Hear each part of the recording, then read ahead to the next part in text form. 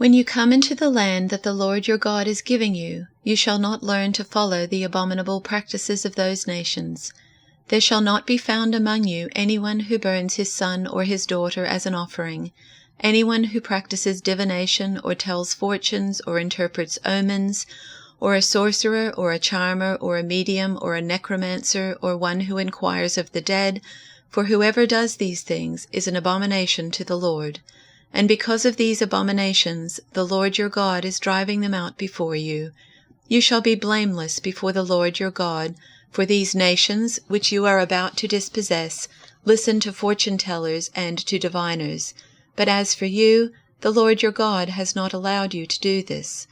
The Lord your God will raise up for you a prophet like me from among you, from your brothers. It is to him you shall listen, just as you desired of the Lord your God at Horeb on the day of the assembly, when you said, Let me not hear again the voice of the Lord my God, or see this great fire any more, lest I die. And the Lord said to me, They are right in what they have spoken. I will raise up for them a prophet like you from among their brothers, and I will put my words in his mouth, and he shall speak to them all that I command him. And whoever will not listen to my words that he shall speak in my name, I myself will require it of him. But the prophet who presumes to speak a word in my name that I have not commanded him to speak, or who speaks in the name of other gods, that same prophet shall die. And if you say in your heart, How may we know the word that the Lord has not spoken? When a prophet speaks in the name of the Lord, if the word does not come to pass or come true, that is a word that the Lord has not spoken. The prophet has spoken it presumptuously. You need not be afraid of him.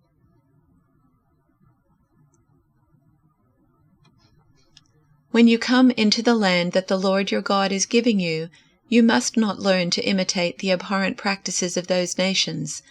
No one shall be found among you who makes a son or daughter pass through the fire, or who practices divination, or is a soothsayer, or an augur, or a sorcerer, or one who casts spells, or one who consults ghosts or spirits, or who seeks oracles from the dead. For whoever does these things is abhorrent to the Lord. It is because of such abhorrent practices that the Lord your God is driving them out before you. You must remain completely loyal to the Lord your God. Although these nations that you are about to dispossess do give heed to soothsayers and diviners, as for you, the Lord your God does not permit you to do so. The Lord your God will raise up for you a prophet like me from among your own people. You shall heed such a prophet. This is what you requested of the Lord your God at Horeb on the day of the assembly, when you said, If I hear the voice of the Lord my God any more, or ever again see this great fire, I will die. Then the Lord replied to me, They are right in what they have said. I will raise up for them a prophet like you from among their own people. I will put my words in the mouth of the prophet, who shall speak to them everything that I command. Anyone who does not heed the words that the prophet shall speak in my name, I myself will hold accountable. But any prophet who speaks in the name of other gods, or who presumes to speak in my name a word that I have not commanded the prophet to speak, that prophet shall die. You may say to yourself, How can we recognize a word that the Lord has not spoken? If a prophet speaks in the name of the Lord, but the thing does not take place or prove true, it is a word that the Lord has not spoken. The prophet has spoken it presumptuously. Do not be frightened by it. When you enter the land the Lord your God is giving you, do not learn to imitate the detestable ways of the nations there. Let no one be found among you who sacrifices their son or daughter in the fire, who practices divination or sorcery, interprets omens, engages in witchcraft, or casts spells, or who is a medium or spiritist, or who consults the dead. Anyone who does these things is detestable to the Lord. Because of these same detestable practices, the Lord your God will drive out those nations before you. You must be blameless before the Lord your God. The nations you will dispossess listen to those who practice sorcery or divination. But as for you, the Lord your God has not permitted you to do so. The Lord your God will raise up for you a prophet like me from among you, from your fellow Israelites. You must listen to him.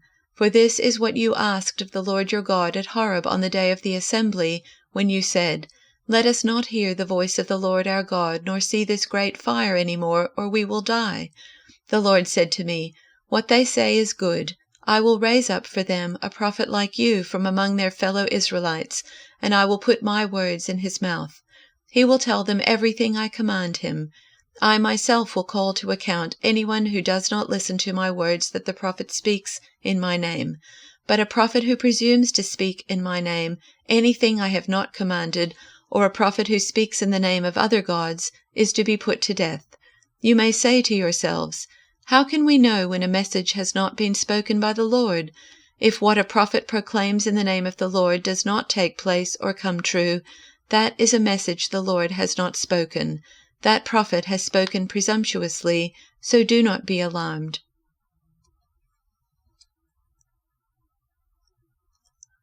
When you enter the land the Lord your God is giving you, be very careful not to imitate the detestable customs of the nations living there.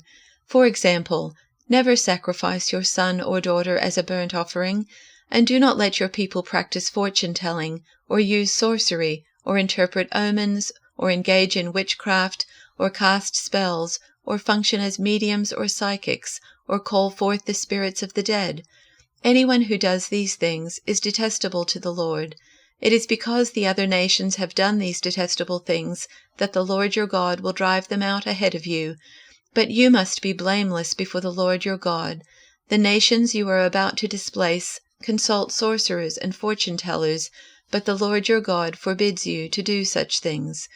Moses continued, The Lord your God will raise up for you a prophet like me from among your fellow Israelites. You must listen to him. For this is what you yourselves requested of the Lord your God when you were assembled at Mount Sinai. You said, Don't let us hear the voice of the Lord our God any more, or see this blazing fire, for we will die. Then the Lord said to me, What they have said is right. I will raise up a prophet like you from among their fellow Israelites. I will put my words in his mouth, and he will tell the people everything I command him. I will personally deal with anyone who will not listen to the messages the prophet proclaims on my behalf. But any prophet who falsely claims to speak in my name, or who speaks in the name of another god, must die. But you may wonder, how will we know whether or not a prophecy is from the Lord? If the prophet speaks in the Lord's name, but his prediction does not happen or come true, you will know that the Lord did not give that message. That prophet has spoken without my authority, and need not be feared.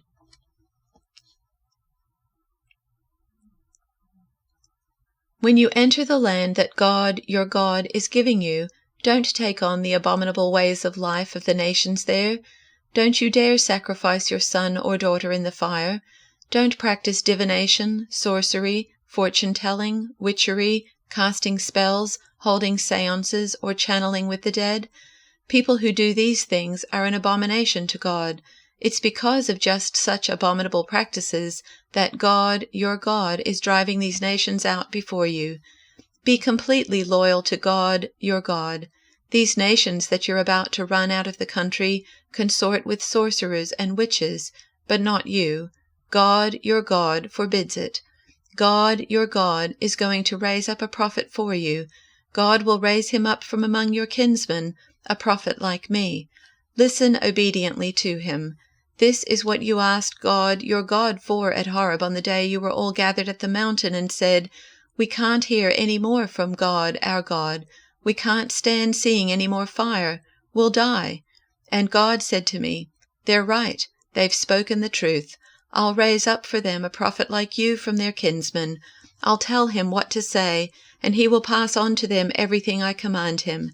And anyone who won't listen to my words spoken by him, I will personally hold responsible. But any prophet who fakes it, who claims to speak in my name something I haven't commanded him to say, or speaks in the name of other gods, that prophet must die. You may be wondering among yourselves, how can we tell the difference, whether it was God who spoke or not? Here's how. If what the prophet spoke in God's name doesn't happen, then obviously God wasn't behind it. The prophet made it up. Forget about him.